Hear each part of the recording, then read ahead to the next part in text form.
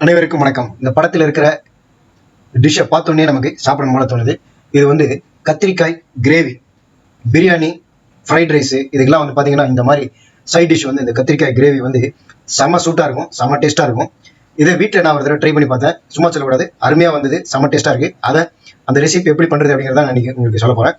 முதல்ல நான் ஒரு குக்கர் எடுத்து வச்சிருக்கேன். அதில் வந்து ஒரு 4 ஸ்பூன் எண்ணெய் விட்டுட்டு கொஞ்சம் கடுகு, உளுத்தம்பருப்பு, கடலைப்பருப்பு இதையும் போட்டு நல்லா வெடித்த பிறகு அதில் வந்து கருவேப்பிலையும் நான் போடுறேன். இந்த கருவேப்பிலையும் நல்லா பொரிஞ்சு வந்துச்சு. இப்போ நான் வந்து ஒரே ஒரு பச்சை மிளகாய் அதில் ஆட் பண்ணுறேன். ஒரு பச்சை மிளகாயை கீத்தி அதில் போடுறேன். 4 பல்லு பூண்டு அதையும் அதில் போடுறேன். அந்த பூண்டை நசுக்கி அதில் போட்டுறேன். அடுத்ததாக வந்து பார்த்தீங்கன்னா தக்காளி, ஒரே ஒரு தக்காளி நறுக்கி அதில் போடுறேன். சின்ன வெங்காயம், சாம்பார் வெங்காயம் சொல்லுவோம், அது வந்து ஒரு 15 வெங்காயம் அதையும் தோல் உரிச்சிட்டு நல்லா அலம்பிட்டு அதையும் இதில் போட்டு நல்லா ஃப்ரை பண்ணுறேன். ஒரு 2 மினிட்ஸ் நல்லா ஃப்ரை பண்ணிட்ட பிறகு நான் வந்து கத்திரிக்காய், நல்ல வயலட் கத்திரிக்காய் சின்னதாக நறுக்கி வச்சிருக்கேன். கிட்டத்தட்ட ஒரு 7-8 கத்திரிக்காய் நறுக்கி வச்சிருக்கேன். ஒரே ஒரு உருளைக்கிழங்கையும் இதில் வந்து நான் வந்து கட் பண்ணி போடுறேன். இந்த உருளைக்கிழங்கையும் போடும்போது இதனுடைய டேஸ்ட் வந்து இன்னும் ஜாஸ்தியாகும். அந்த கத்திரிக்காய், வயலட் கத்திரிக்காவை நறுக்கி வச்சிருக்கேன்னு சொன்னேன், அது வந்து இப்போ அதில் போடுறேன். இந்த வெங்காயம் இதெல்லாம் வந்து லேசாக ஃப்ரை ஆயிருக்கு. இந்த நேரத்தில் வந்து கத்திரிக்காயும் அதில் போடுறேன். கத்திரிக்காய் வந்து ரொம்ப சீக்கிரமே வெந்துடும். முதல்ல தக்காளி, வெங்காயம், உருளைக்கிழங்கெல்லாம் நல்லா ஃப்ரை பண்ணிட்ட பிறகு ஒரு 5 மினிட்ஸ் ஃப்ரை பண்ணிட்ட பிறகு நறுக்கி வச்சிருக்கக்கூடிய அந்த வயலட் கத்திரிக்காவே அதில் போட்டு நல்லா ஃப்ரை பண்ணுங்க.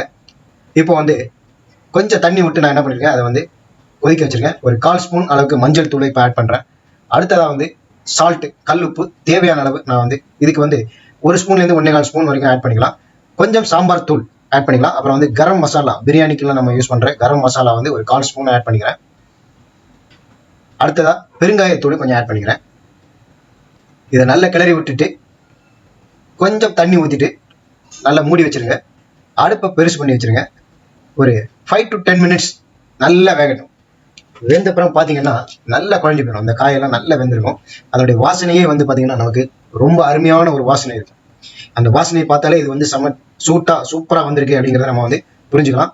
பெரும்பாலும் வாசனையை வச்சே நம்ம வந்து அது எவ்வளோ அதில் என்னென்ன கரெக்டாக கலந்துருக்குங்கிறத கண்டுபிடிக்கலாம். இப்போ இந்த கத்திரிக்காய் கிரேவி பிரியாணிக்கு, வெஜிடபிள் ரைஸுக்கு எல்லாத்துக்கும் சூப்பராக செட் ஆகக்கூடிய அந்த கத்திரிக்காய் கிரேவி வந்து தயாராகிடுச்சு.